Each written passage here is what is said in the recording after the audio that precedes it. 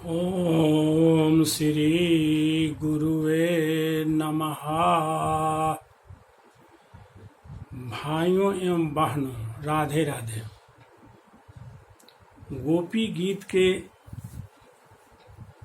11वें श्लोक पर बोला जा रहा है, गोपियां कह रही हैं कि जब आप गायों को चराने के लिए गायों के पीछे पीछे नंगे पैर बंसी बजाते हुए चलते हैं तो आपके चरण कमल बहुत ही सुंदर लगते हैं, बहुत ही सुंदर लगते हैं। संसार में सबसे बढ़िया नीले कमल का फूल देखने में लगता है और उससे भी आपके चरण कमल बहुत ही सुंदर लगते हैं। कहने का मतलब है कि चरण कमल के ऊपर गोपियों का ध्यान जा रहा है। गोपियां कह रही हैं कि संसार में सबसे सुंदर अगर कोई वस्तु है तो वह है भगवान का चरण कमल, क्योंकि हर एक ढंग से भगवान का चरण कमल बहुत ही सुंदर है। चाहे भक्तों की रक्षा करने की बात हो, चाहे शरण में गए हुए पापी मनुष्यों की रक्षा करने का बात हो, चाहे मनोकामना चाहने वाले को मनोकामना पूर्ण का सवाल हो, चाहे संसार के विपत्ति दुखों को कष्टों को मिटाने का सवाल है सबसे, और चाहे संसार सागर से पार उतारने का प्रश्न हो, सब में आपके कमल चरण कमल ही सहायक हैं, दूसरा कोई नहीं सहायक हो सकता है। इसलिए गोपियां कह रही हैं कि नलिन ते सुंदरम नाथ ते पदम, आपका चरण कमल बहुत ही सुंदर है। इसलिए मनुष्य को उन चरण कमल उन पैरों को ही की शरण में जाना चाहिए।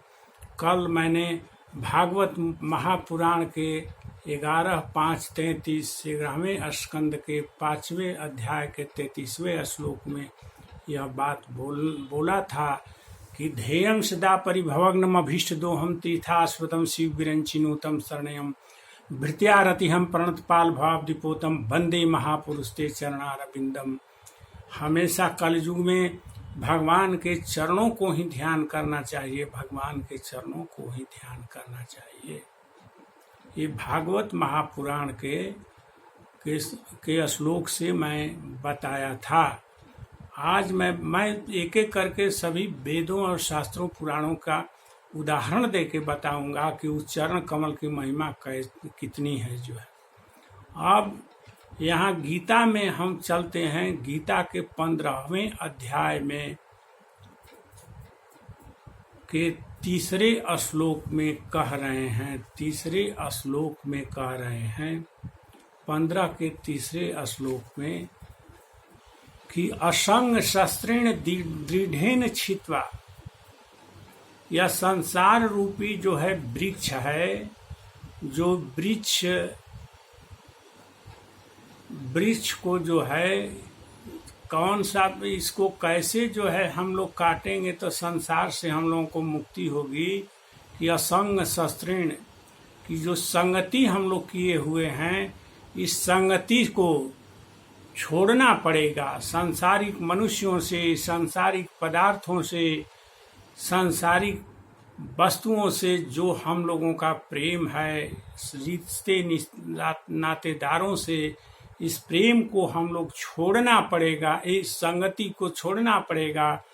तब जाके जो है हम लोग भगवान के चरण कमलों की खोज कर सकते हैं। हम लोगों की योग्यता होगी कि उनके चरण कमल कैसे मिलेंगे जो है। जब हम लोग सब प्रकार की आसक्ति और संगति जब छोड़ देंगे, तब हम लोगों को क्या करना चाहिए कि गीता का यह जो है 15 अध्याय का 4था श्लोक कह रहा है कि ततः पदम परिमार्गितव्यम, ततः पदम तत्परिमार्गितव्यम। जब संग, संसार का संग हम लोग छोड़ दें, इसके बाद हम लोगों को करना चाहिए कि भगवान के उन चरण कमलों की खोज करनी चाहिए कि भगवान के चरण कमल कैसे मिलेंगे जो है। तो इसी बात को जो है गीता का 15 अध्याय का 4था श्लोक कह रहा है कि ततः पदम तत्परम परिमार्गितव्यम। इसके बाद जो है जब सांसारिक मोह ममता जब दूर हो जाए तो इसके बाद क्या करना चाहिए कि भगवान के चरण कमलों की खोज करनी चाहिए और भगवान के जिन चरण कमलों को पाकर जस्मिन गता न निवर्तन्ति भूया, फिर जो है संसार में जन्म नहीं लेना पड़ता है, सदा सदा के लिए मुक्ति मिल जाती है। आदमी जमराज के चंगुल से बच जाता है, 84 लाख जोनी से बच जाता है। कहते हैं कि तम एव चाद्यम पुरुषम प्रपद्ये जतः प्रवृत्ति प्रसीता पुराणी। माने उस भगवान के चरणों की जो है अर्जुन कहते हैं कि मैं तो उस आदि पुरुष परम पुरुष के चरणों के शरण में ही हूँ।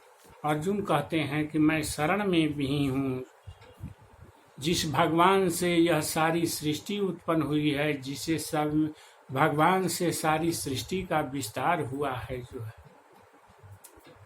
तो कहते हैं कि संसार से जब असंगता दूर हो जाए, संसार में संगति दूर हो जाएगी, संसार की जो है असंगता प्राप्त कर लेगा मनुष्य जो है, तब भगवान के चरणों को की खोज में लग सकता है। उसकी योग्यता होगी भगवान के चरणों की खोज करने की जो है। और भगवान के वो चरण जो है कैसे मिलेंगे जो है, कैसे मिलेंगे जो है, इस बात पर जो है 15वें अध्याय के जो है गीता के 15वें अध्याय के 5वें श्लोक में कह रहे हैं, उपाय बताया जा रहा है कि भगवान का वह चरण कमल माने वह पद कैसे प्राप्त किया जा सकता है, कैसे प्राप्त किया जा सकता है। तो भगवान का वह चरण कमल प्राप्त करने का उपाय बताया जा रहा है। निर्माण मोहा जितसंग दोषा अध्यात्म नित्या विनिवृत्त कामा द्वंद्वैर विमुक्ता सुख दुख संगई गच्छन्त मूढ़ा पदम व्ययम तत्। क्या करना है कि निर्माण मोहा माने बिना मोह और मान का हो जाना पड़ेगा। मान का ख्याल नहीं रखना पड़ेगा। संसार में हमारा मान हो, इज्जत हो, प्रतिष्ठा हो जो है, सांसारिक मान और मर्यादा और प्रतिष्ठा के चक्कर में जो है हम लोग उसमें फंसे हुए रहते हैं और भगवान के चरण कमलों के ऊपर हम लोगों का ध्यान नहीं जाता है जो है। इसीलिए सबसे पहले का काम करना है कि संसार का मोह माने पत्नी का मोह, बेटा का मोह, पति का मोह, रिश्तेदारों का मोह, धन का मोह, दौलत का मोह, ये संसार का जो मोह है बिल्कुल ही छोड़ना पड़ेगा मुक्ति पाने के लिए, मुक्ति पाने के लिए। तो 15वें अध्याय के 5वें श्लोक में भगवान कह रहे हैं अर्जुन से कि अर्जुन निर्माण मोहा माने बिना मान और मोह के हो जाना पड़ेगा। मान का भी ख्याल नहीं करना पड़ेगा, इज्जत प्रतिष्ठा के चक्कर में नहीं पड़ना पड़ेगा, सांसारिक पद की अभिलाषा में नहीं रहना पड़ेगा जो है। जितसंग दोषा, यहाँ पर भी कहा जा रहा है कि संग को जीत लीजिए। जिसके संसार में मनुष्यों के साथ जो संगति है, पदार्थों के साथ जो आपका संग है, इस संग को जीत लीजिए जो है, इस संग को जीत लीजिए जो है, तबे भगवान के चरण प्राप्त करने के काबिल आप होइएगा जो है। और संसार का द्वंद्व जो है, राग और द्वेष जो है, क्या है? जिससे राग होता है उसी से द्वेष हो जाता है, जिससे प्रेम होता है उसी से झगड़ा भी होता है, उसी से मार पिटैया भी होती है, उसी से मर्डर भी होता है, और उसी के चलते न्यायालय भी जाना पड़ता है, थाना कचहरी कोर्ट भी जाना पड़ता है। इसीलिए द्वंद्वैर विमुक्ता, इस राग और द्वेष के द्वंद्व को भूल जाइए। सुख दुख संगई गच्छन्त मूढ़ा, और ये सुख कभी मिले तब पर भी आप ज्यादा खुश मत होइए, और दुख जो मिले तो आप दुख में भी दुखी मत होइए, जो है बिल्कुल उदासीन रहिए। जो है जब इतना काम हो जाएगा तब क्या होगा कि आप जो है गच्छन्त मूढ़ा पदम व्ययम तत्, तब जो है एक आदमी जो है पदम व्ययम अव्ययम तत्, उस भगवान की उन माने शाश्वत चरण कमलों को आदमी प्राप्त कर सकता है जो है। तो शाश्वत चरण कमलों को प्राप्त करने के लिए क्या करना होगा कि सांसारिक मान और मोह को छोड़ना होगा। निर्माण मोहा जित्संग दोषा, और सांसारिक पदार्थों से के और मनुष्यों के और जीवों के संग को, संगति को भी छोड़ना पड़ेगा। जो है सो छोड़ना पड़ेगा। निर्माण मोहा जित्संग दोषा, अध्यात्म नित्या विनिवृत्तई कामा, और अध्यात्म नित्या हमेशा ही परमात्मा के सोच में ही लगाना रहना पड़ेगा, हमेशा ही भगवान का स्मरण करना पड़ेगा। विनिवृत्त कामा, और किसी भी प्रकार की कामना को छोड़ देना चाहिए। जो है क्योंकि कामना अगर बनाइएगा तो यही कामना है आपको 84 लाख जोनी में फेंक देगी। यही कामनाएं जो है 84 लाख जोनी में फेंक देगी। अगर मान लेते हैं कि कोई आदमी जो है कल्पना कर रहा है कि मैं बहुत ही धनाढ्य व्यक्ति हूँ, मेरे पास बहुत धन दौलत हो, ये हो वो हो ऐसे हो, और उस धन दौलत में लिप्त होकर ही मनुष्य अगर अपने शरीर को छोड़ देता है तो चूंकि वो कामना के साथ मर रहा है, इसलिए कामना के साथ मर रहा है, तो उस कामना को पूर्ण करने के लिए भगवान उसको फिर जोनी में भेजेंगे, मनुष्य जोनी में भेजेंगे। और मनुष्य जोनी में जाकर जो है वो क्या काम करेगा कि धन उसकी कामना भगवान पूरा कर देंगे। धन दौलत की कामना लेके मरा है तो आप लोग देखिएगा कि संसार में आकर वह पूरा धन दौलत माल असबाब खूब कमाएगा, खूब इसमें नाम लिया होगा उसका। यह पूर्व जन्म का की उसकी कामना है, मरने की वक्त की कामना है जो है। अब इस जन्म में आकर अगर उसी कामना में लिप्त है तो फिर वो जाएगा कोई जोनी में जो है। उसको जिस कामना के साथ मरेगा वो उसी कामना को की पूर्ति के लिए उसको जन्म लेना पड़ेगा जो है। अगर कोई व्यक्ति जो है मान लेते हैं कि दिन भर शराब पीकर सोए रहते हैं जो है, तो तामस कहा गया जो है। इस तामसी व्यक्ति के जो है मरने लगेगा तो उसको शराब ही याद आएगा, उसको अपना नींद ही याद आएगा कि एकदम हम मस्ती में हैं। तो वह मरने के बाद क्या काम करेगा कि उसी प्रकार की जोनी उसको मिल जाएगी। हो सकता है कि उसको सर्प की जोनी में फेंक दिया जाए, जहाँ हमेशा सर्प जो है गेड़ू बांध के जो है सोया ही रहता है, सोने की स्थिति में ही रहता है, जैसे शराबी जो है पीकर दिन भर सोया रहता है। इस प्रकार जो है कामना बनाने से ही मनुष्य जो है 84 लाख जोनी में जाता है। इसलिए कह रहे हैं भगवान की विनिवृत्त कामना से निवृत्त हो जाना चाहिए।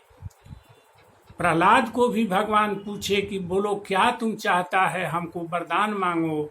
तो प्रहलाद कहे कि आपसे हम यही वरदान मांगते हैं कि हमको किसी प्रकार की इच्छा ही हमारे मन में न हो, हमारे मन में किसी प्रकार की कामना ही नहीं बने। तो भगवान कहे कि एवं अस्तु।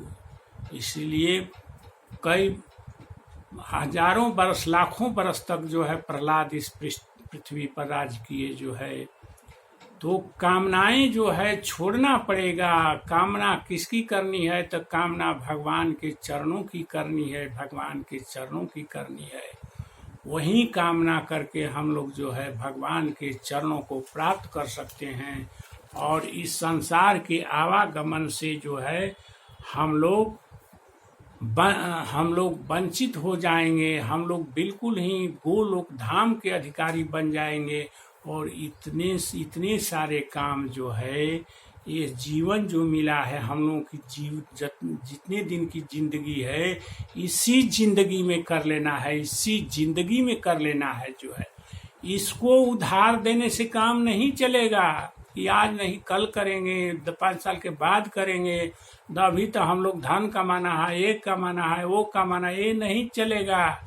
मुक्ति मिल जाएगी तो जीते जी इसी जिंदगी में मिल जाएगी। भगवान के गोलोक के अगर अधिकारी हम होंगे तो इसी जीवन में अधिकारी होंगे। फिर उसके लिए हमको जीवन दूसरा हेतु नहीं करना पड़ेगा, या सोच के हम लोग को चलना पड़ेगा। मुक्त होगा, जीते जी मुक्त हो जाएंगे हम। अगर गोलोक धाम के अधिकारी बनेंगे तो जीते जी हम गोलोक धाम के अधिकारी बनेंगे जो है। बस आज इतना ही। अभी भगवान के पैरों तक कैसे हम लोग पहुँचेंगे, इसी बात पर हम बोल रहे हैं।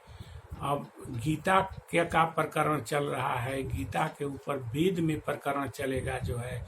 हम अपनी तरफ से कुछ नहीं बोलेंगे, जो बोलेंगे सो बस वेद शास्त्र पुराणों का निचोड़ ही बोलेंगे। ओम श्री राधे राधे राधे।